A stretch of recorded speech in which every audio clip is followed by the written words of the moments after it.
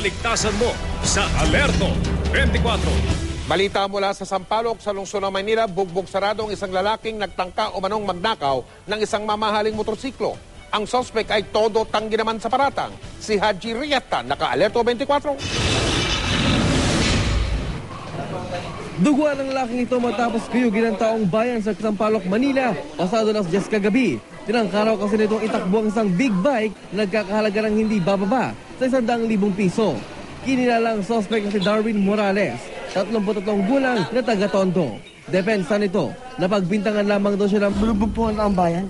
Bakit hindi na binugbog? Sa motor po. Ano bang ginagawa mo doon sa motor? Kinuha ko po raw. Kinuha mo? Totoo ba kinuha mo?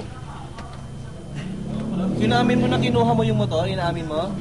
Hindi po sir, nakaupo lang po ako.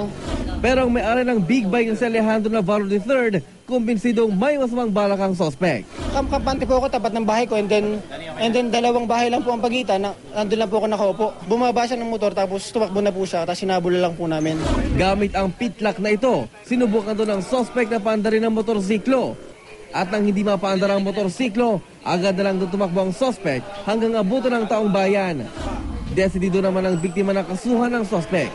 Naharap sa reklamong karnaping ang suspect na nasa kusudiyan na ng MPD Station 4. Haji Rieta, naka-Alerto 24.